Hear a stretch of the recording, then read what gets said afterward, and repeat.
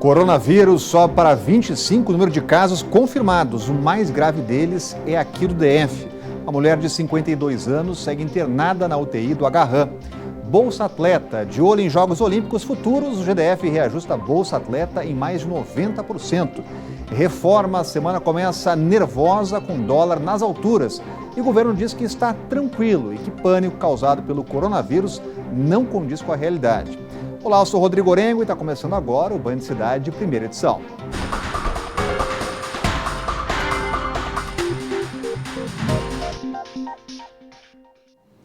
Continua internada em uma área de isolamento e com cuidados intensivos a mulher de 52 anos que está com coronavírus aqui no Distrito Federal. De acordo com a Secretaria de Saúde, o quadro foi agravado por doenças que ela já tinha, sem revelar quais são essas doenças. Os cuidados dentro do Hospital Regional da Asa Norte aumentaram desde que ela chegou lá, a paciente mais grave do coronavírus do país. O cumprimento da dona Nilza agora é com o antebraço. Ela que tem câncer de mama e se recupera de uma cirurgia, tem tomado todos os cuidados necessários para evitar qualquer tipo de doença oportunista, já que a imunidade está baixa. E uma das recomendações dadas pela médica que acompanha o tratamento é que a dona Nilza evite vir até o Agarrã, já que é aqui que está internada a paciente de 52 anos diagnosticada com coronavírus. Devido à minha imunidade, que eu estou poucos dias de cirurgia, né? 22 dias de cirurgia, né? E aí a pessoa que está com problema crônico ou de cirurgia está com a imunidade baixa, não, é para evitar, né? Porque pode correr o risco de se contagiar, né? No ar, né? Mas a gente não encontrou só a dona Nilza usando máscara por aqui. Funcionários do hospital também têm utilizado as máscaras e o álcool em gel.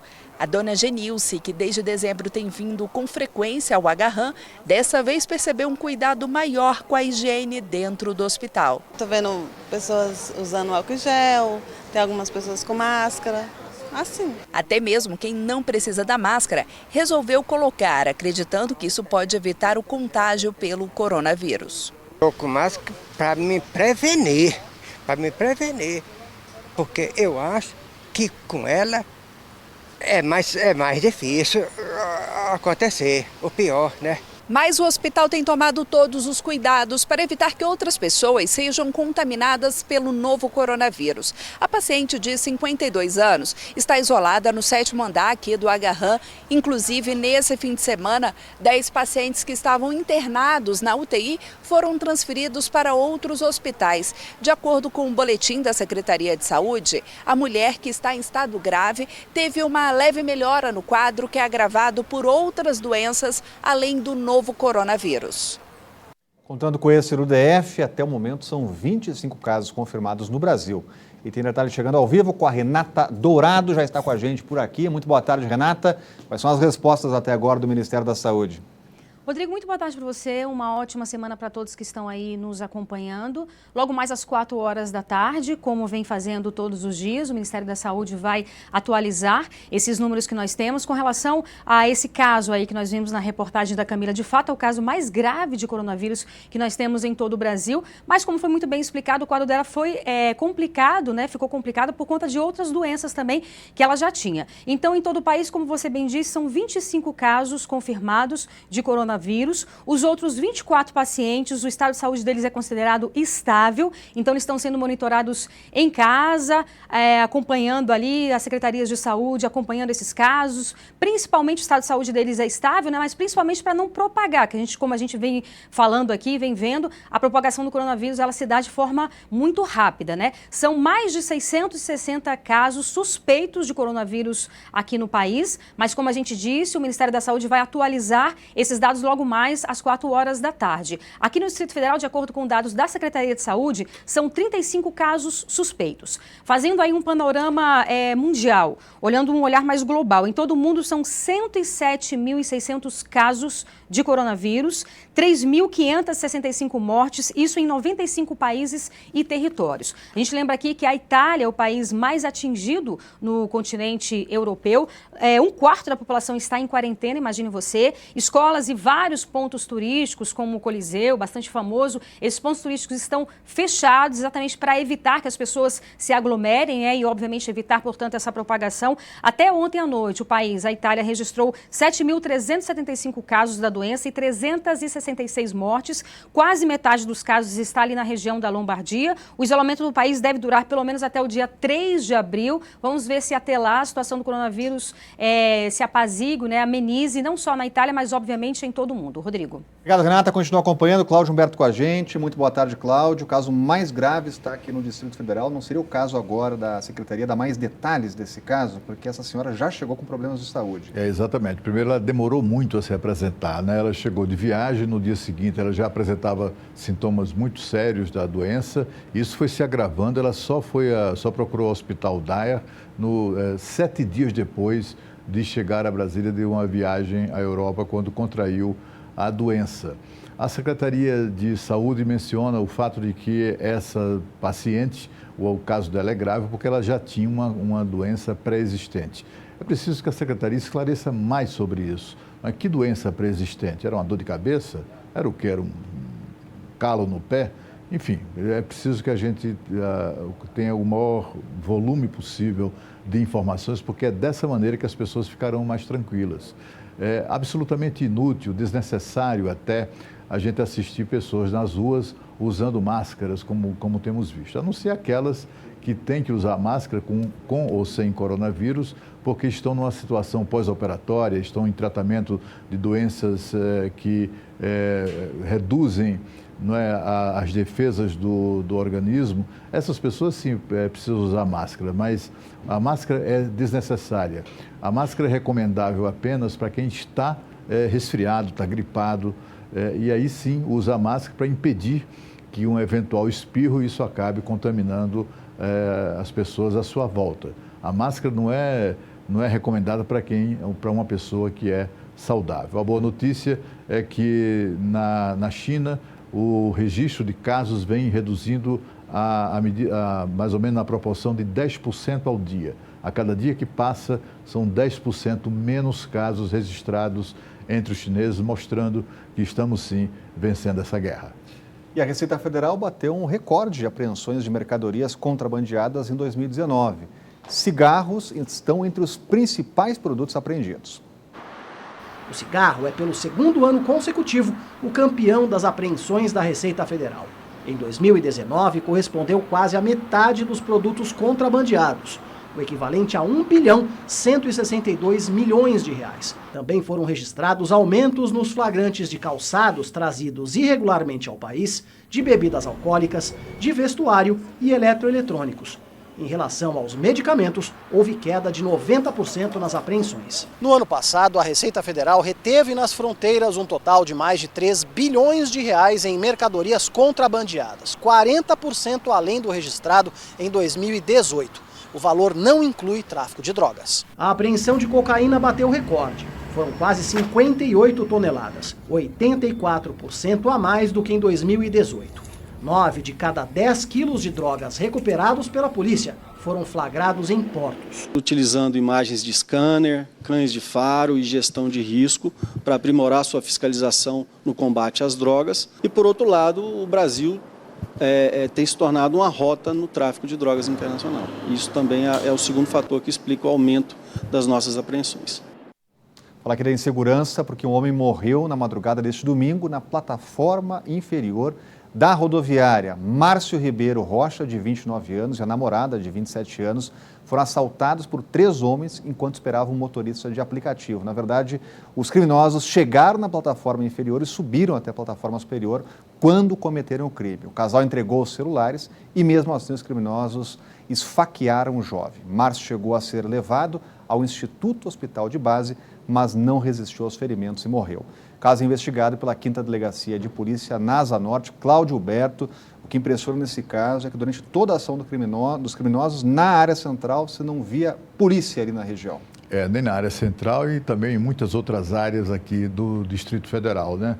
É inquietante, absolutamente apavorante a gente assistir às cenas que foram filmadas pelas câmeras de vigilância, mostrando o rapaz sendo esfaqueado de maneira cruel, desnecessária, pelos bandidos, né?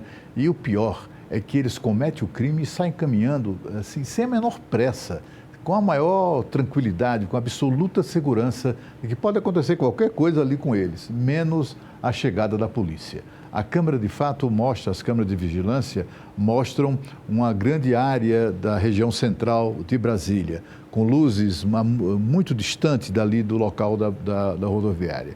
Em nenhum momento você vê ali o piscar da luz e das luzes intermitentes de qualquer viatura da Polícia Militar.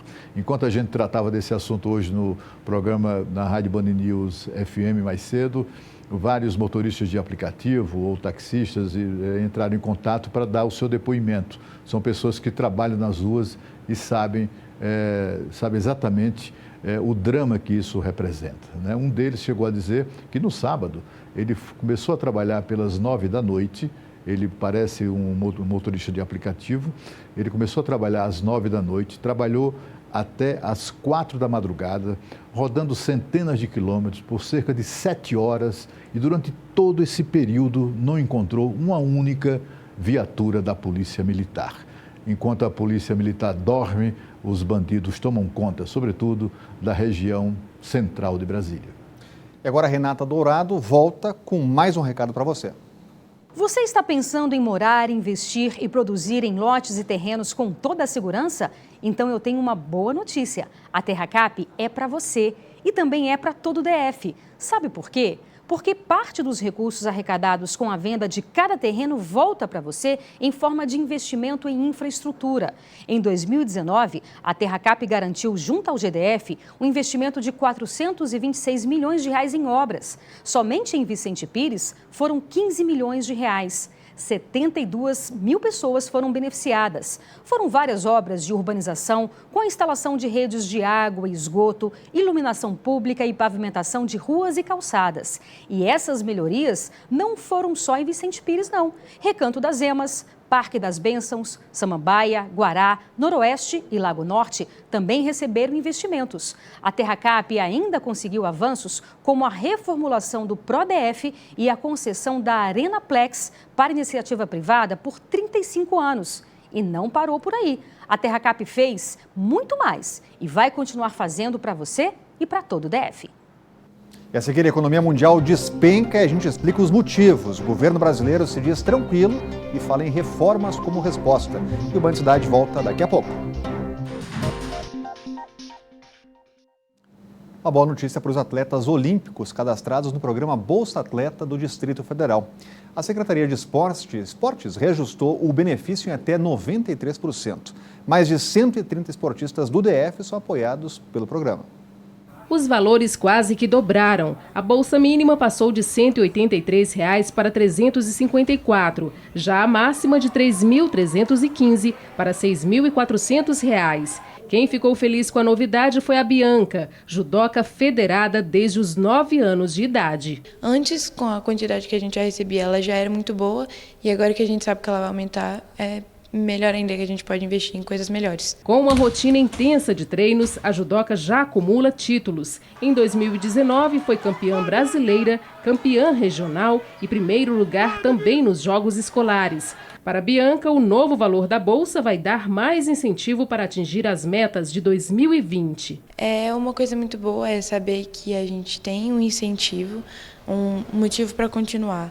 A gente pode ter os nossos esforços e a gente vai conseguir. O programa atualmente contempla 136 atletas. Até o final do ano, a Secretaria de Esportes pretende bater a meta de 146 beneficiários. O apoio abrange 6 categorias, dentre as 16 modalidades participantes. O objetivo é que eles tenham recurso para completar a sua alimentação através de suplementos, compra de material esportivo, pagar um profissional como fisioterapeuta, nutricionista, todo o apoio que o atleta precisa, a gente dá através do programa Bolsa Atleta, que é um programa de apoio à prática do treinamento diário desse atleta. O Bolsa Atleta é pago pelo GDF durante um prazo de até 1 ano.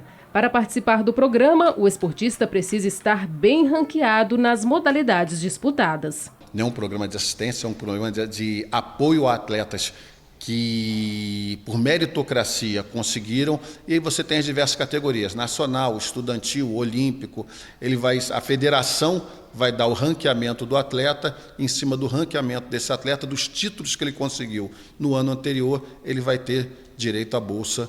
No 19 ele se ranqueou, em 20 ele tem direito à bolsa. Brasil e Estados Unidos assinaram um acordo de cooperação militar.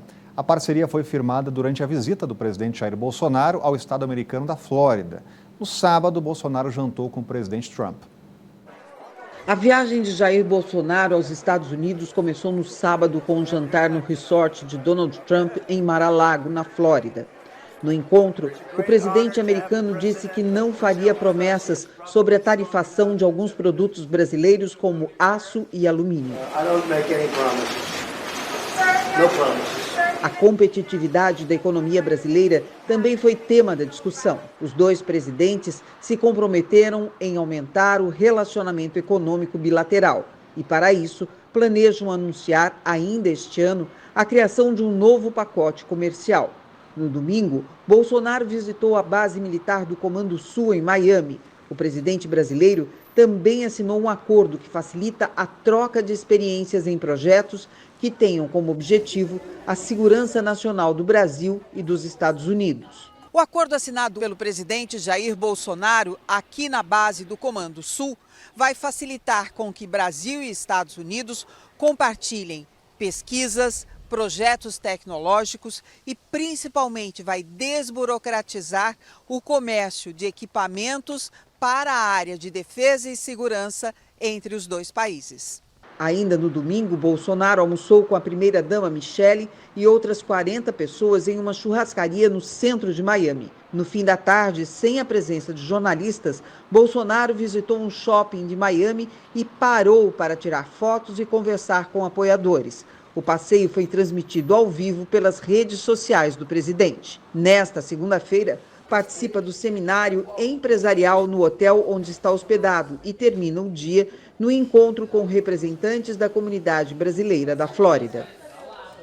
Cláudio Humberto, que representa para o Brasil esse encontro do presidente nos Estados Unidos. Olha, essa viagem do presidente Jair Bolsonaro aos Estados Unidos foi muito mais importante do que o próprio governo brasileiro foi capaz de fazer parecer antes de o presidente viajar. Na verdade, o presidente do Brasil foi homenageado, nada menos, pelo presidente dos Estados Unidos, num jantar ao qual compareceram alguns dos representantes mais importantes da política brasileira, americana, também do empresariado norte-americano e do governo de Donald Trump. Foi uma visita que resultou numa declaração conjunta política importante, de fato sim, mas também resultou num acordo bilateral sobre a questão militar, um acordo de cooperação e a volta da tecnologia, etc. Mas o mais importante mesmo foi o início das tratativas para que Brasil e Estados Unidos estabeleçam um acordo de livre comércio, né, um acordo bilateral de livre comércio. Isso sim é que foi a coisa mais importante, sem dúvida nenhuma. Tudo mais, visita a instalações militares, reuniões, seminários, não tem a menor importância. Importante mesmo foi aquele jantar de sábado, foi isso que motivou a viagem do presidente aos Estados Unidos. A semana começou nervosa na economia, o dólar perto dos R$5 e coronavírus contaminando mercados e bolsas em todo o mundo. Aqui no Brasil, o ministro da Economia disse que está tranquilo e que a resposta está nas reformas. É sobre essas reformas que a gente fala agora ao vivo com a Renata Dourado. Chegou o momento, Renata, finalmente o governo vai encaminhar a reforma administrativa ao Congresso? Olha só, Rodrigo, com relação à reforma administrativa, o governo ainda está sondando para ver como é que está o terreno ali, né? A gente sabe que a relação não está tão boa assim, então o governo está fazendo essa sondagem para ver se realmente envia agora, se aguarda mais um pouco. Agora, com relação àquelas sugestões da reforma administrativa, a ideia é enviar aí no prazo de até 10 dias. Porque a gente sabe aqui, são tantos impostos que a gente paga, que a gente nem sabe o que está pagando, o valor que a gente está pagando, só sabe que a carga tributária é altíssima, chega a 33%. Então, a ideia dessa comissão especial aí, falando um pouco sobre a reforma tributária, é exatamente pegar essa proposta que tramita no Senado, a proposta que tramita na Câmara, com essas sugestões do governo, que tem essa promessa de enviar no prazo de até 10 dias essas sugestões da reforma tributária, unificar esse texto, unificar também esses tributos, para a gente ter uma ideia do que a gente paga, a gente fez um apanhado aqui, são 6 tributos federais que o contribuinte paga, 3 estaduais e mais 3 municipais, no caso aqui do Distrito Federal são distritais, né? E 44 taxas de contribuições, imagine você, divididas entre União, estados e municípios. Para os empresários também a cobrança é altíssima, né? As taxas são altíssimas, são 17 cobranças sobre a folha de pagamento que fazem com que os gastos de um funcionário aí cheguem ao dobro do salário, os gastos com impostos cheguem ao dobro do salário de um funcionário. Então, realmente, é altíssima essa carga tributária. Então, a ideia dessa comissão é unificar, pelo menos a gente entender o que está pagando ali. Não há intenção de reduzir impostos para o contribuinte de uma forma geral, mas fala-se em redução de impostos que incidem na folha de pagamento desses empresários, até para que eles possam ter um fôlego aí, aumentar as contratações e reduzir a taxa de desemprego, que é altíssima no nosso país, é um problema para o governo, um problema para toda a sociedade, né? Como você bem disse aí, o dólar quase R$ 4,80. Então, hoje pela manhã, só reforçando aí o que você disse, o ministro da Economia, Paulo Guedes, falou que a resposta aí para essa crise que o mundo está vivenciando de fato, são as reformas, né? Então, o governo tem pressa nisso. O ministro também disse que a equipe econômica está serena, está tranquila, que é uma equipe econômica confiante e que já passou por crises também antes, por situações parecidas antes. Então, está tudo sob o controle, de acordo com o ministro da Economia. Rodrigo. Obrigado, Renata. Cláudio Humberto, chegou o momento do governo e Congresso se entenderem para tocar essas reformas? Já passou da hora, né? E ficam ali trocando farpas o tempo todo. O presidente fala o que lhe vem à cabeça, o presidente da República, o presidente da Câmara também costuma jogar para a plateia. Se a plateia é hostil ao presidente, para agradar a plateia, também esculhamba com o presidente, e isso não pode levar nada a lugar nenhum. A questão é que essas reformas são uma falácia.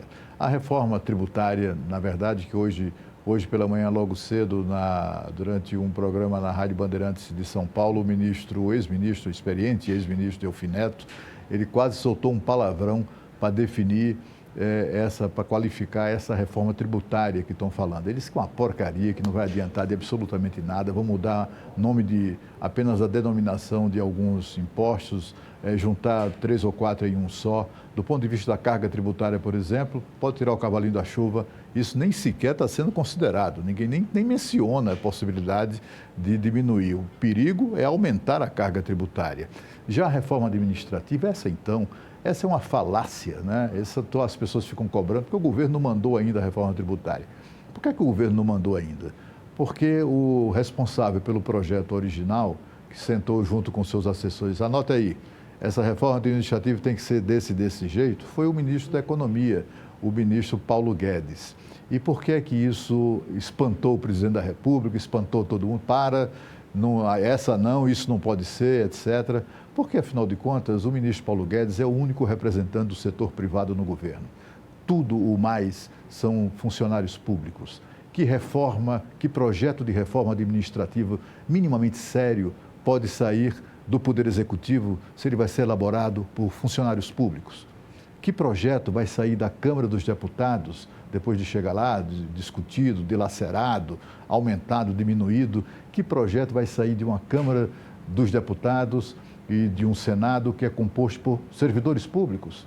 Quem elabora os pareceres, quem elabora os substitutivos e tudo mais, são os assessores dos deputados, são todos funcionários públicos.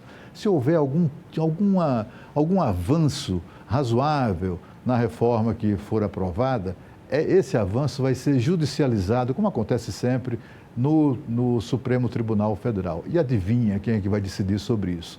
Funcionários públicos também.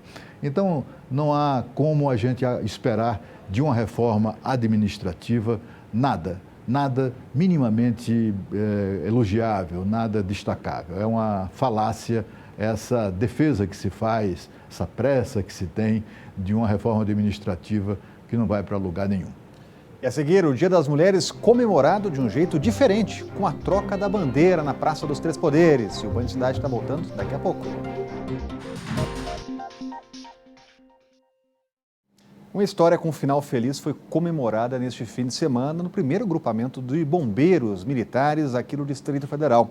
Após ser dado como morto em 2019, em dezembro daquele ano, e depois socorrido pelos bombeiros, Caleb, que está aparecendo aí, de 5 anos, se tornou fã dos militares. E o pequeno comemorou o aniversário junto com os bombeiros que ajudaram a salvar a sua vida. A tropa cantou parabéns, levou a criançada para um passeio na escada do caminhão da corporação. Além dele, outras 2 crianças também são fãs de bombeiros e estiveram lá no local. Olha que legal. E o domingo foi dia de troca da bandeira nacional na Praça dos Três Poderes. E a cerimônia ficou ainda mais especial por causa do Dia Internacional das Mulheres. Cerca de 5.000 pessoas participaram do evento. Domingo ensolarado, Praça dos Três Poderes cheia para acompanhar a troca da bandeira nacional. A Força Aérea Brasileira foi a responsável pela cerimônia. O domingo também foi de celebração em homenagem ao Dia das Mulheres. E elas foram presenteadas com rosas pelas oficiais da Aeronáutica. Tudo isso ao som de samba da banda formada apenas por mulheres. O SESC também marcou presença e montou tendas com diversas atividades culturais e de lazer. As pessoas vêm da cidade satélite, pessoas que talvez não conheçam essa área da cidade, né? E nós proporcionamos esse trabalho com atendimento recreativo, na área cultural, tá mostrando o trabalho que o SESC e o SENAC fazem, né? Para quem participou do evento, a experiência foi positiva. E essa motociclista tem um recado importante sobre as mulheres. Pode fazer o que ela quiser fazer, tem todo o direito de fazer o que quiser fazer. Nós somos uma parte importante da sociedade, nós temos o nosso lugar na sociedade e sem querer ser melhor do que nenhum homem, nós somos ombro a ombro, vamos dizer, né? E aqui na Band você tem um canal direto para fazer sugestões como essa, mandar vídeos da sua região, então anote aí o nosso WhatsApp, 999769204. O Band Cidade, primeira edição, vai ficando por aqui.